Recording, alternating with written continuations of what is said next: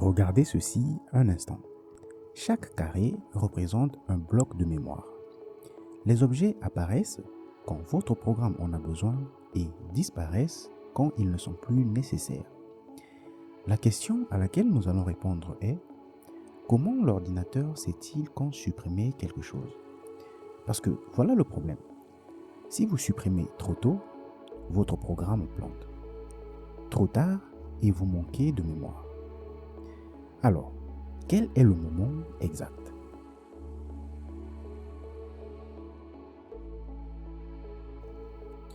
Commençons par ce qui se passe réellement. Quand vous écrivez du code comme celui-ci, votre programme alloue de la mémoire à une certaine adresse. Disons cette adresse ici. La variable x stocke cette adresse. Quand vous écrivez y égale x, vous copiez l'adresse, pas les données. Maintenant, x et y pointent tous les deux vers le même emplacement. Quand vous assignez non à x, vous retirez simplement un pointeur. Mais les données à notre adresse sont toujours valides car y pointe encore dessus.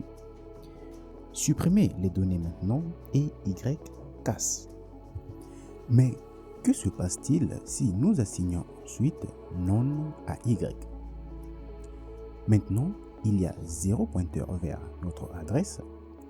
Les données existent, occupent de l'espace, mais sont complètement inaccessibles.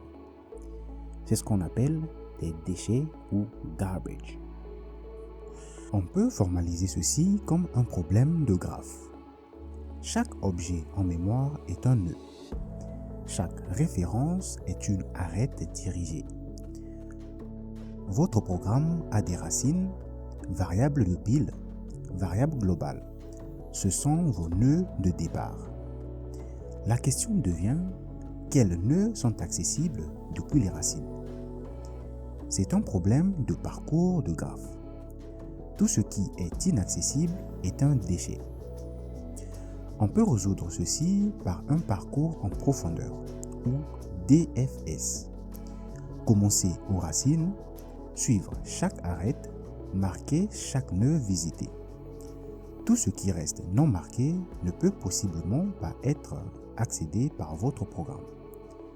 Si vous avez n objets et e références, c'est un temps O n plus e, linéaire par rapport à la taille de votre graphe mémoire, suffisamment efficace pour s'exécuter périodiquement pendant que votre programme tourne.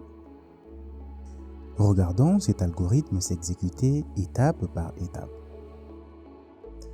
Voici l'état de notre mémoire. 8 objets, diverses références entre eux. Voici nos racines, les points de départ qui sont définitivement vivants. Phase 1, marquage. Nous effectuons un parcours en profondeur.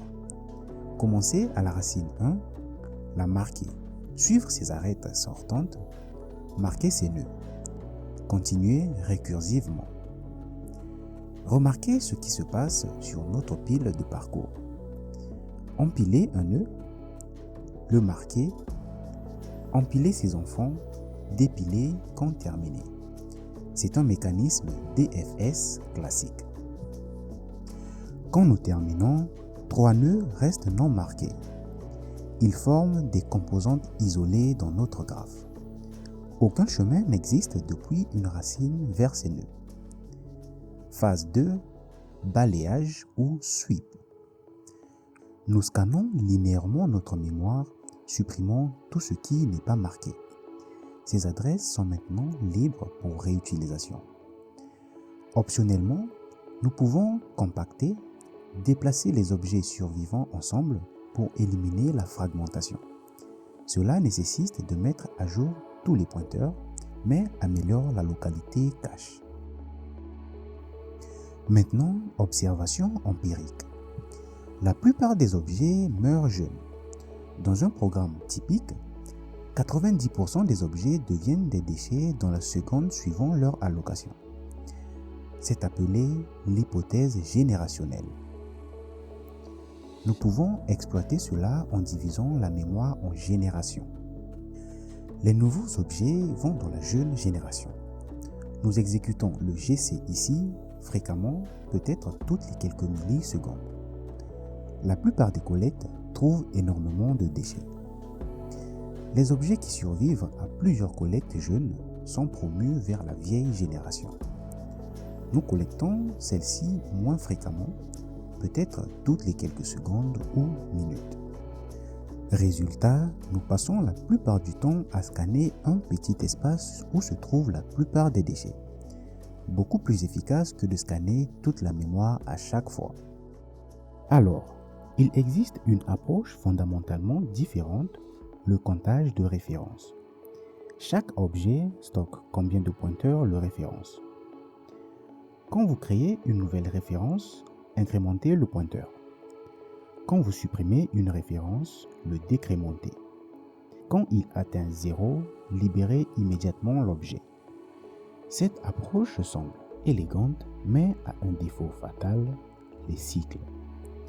Si l'objet A référence B et B référence A, les deux ont un compte supérieur ou égal à 1, même si rien d'autre ne les référence.